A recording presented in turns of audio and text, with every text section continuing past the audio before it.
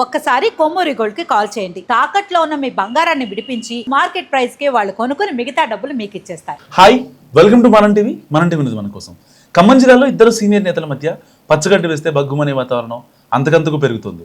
మంత్రి తుమ్మల నాగేశ్వరరావు, మాజీ మంత్రి పువ్వాడ అజయ్ కుమార్ మధ్య మాటల యుద్ధం జరుగుతుంది.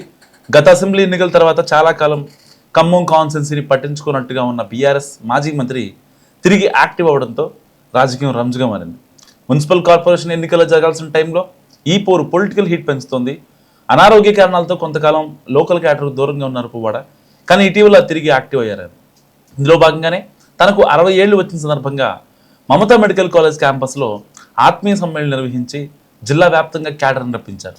దీనికి మాజీ మంత్రి హరీష్ రావు కూడా అటెండ్ అయ్యారు. అక్కడి నుంచే అసలు గేమ్ మొదలైంది.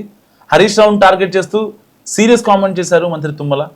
అది పుట్టినరోజు ఆత్మీయ సమావేశమో లేక బీఆర్ఎస్ ప్లేనరీనో నాకు తెలియదు, కానీ అంటూనే కార్యక్రమం పెట్టింది కబ్జా స్థలంలో అని చెప్పడానికి ప్రాధాన్యం ఇచ్చారు మంత్రి.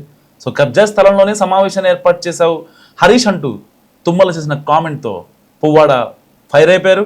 మంత్రిని ఉద్దేశించి అంతే సీరియస్ కామెంట్ చేశారు మాజీ మంత్రి. ఇక అదే అదునుగా ఇద్దరు నేతలు, అనుచరులు, అభిమానులు సోషల్ మీడియాలో ఒక రేంజ్లో యుద్ధం మొదలుపెట్టారు. 2014 నుంచే పువ్వాడజీ తుమ్మల నాగేశ్వరరావు మధ్య పోరు జరుగుతుంది. అప్పట్లో అజయ్ చేతిలో ఓడిపోయారు తుమ్మల.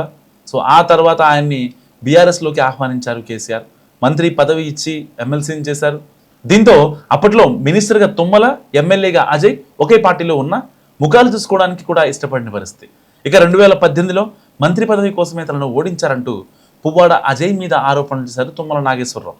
సో ఒకే పార్టీలో ఉన్నప్పుడే సఖ్యత కుదరని ఇద్దరు నాయకులు ఇప్పుడు వేరువేరు పార్టీల్లో ఉన్నందున రాజకీయ యుద్ధానికి తెరతీస్తున్నారు. సో బీఆర్ఎస్ నుంచి కాంగ్రెస్లోకి వెళ్ళిన తుమ్మల నాగేశ్వరరావు 2023 ఎన్నికల్లో ఆ పార్టీ తరఫున పోటీ చేసి బీఆర్ఎస్ అభ్యర్థిగా ఉన్న పువ్వాడను ఓడించారు. ఇక మమతా మెడికల్ కళాశాల ఉన్న స్థలం కబ్జా చేసింది. సో అజయ్ అనుచర వర్గం కూడా కబ్జా రావిళ్లే అంటూ తుమ్మల ఆరోపిస్తుంటారు. అయితే ఆ కబ్జా అని చెబుతున్న స్థలాన్ని రెగ్యులర్ చేసినప్పుడు తుమ్మల మంత్రి కాదా అని ప్రశ్నిస్తున్నారు పువ్వాడ. ఇలా నాయకులు ఇద్దరు చూసుకుందామంటే చూసుకుందాం రా అన్నట్టు స్టేట్మెంట్స్ ఇస్తూ పొలిటికల్ హిట్ పెంచుతున్నారు.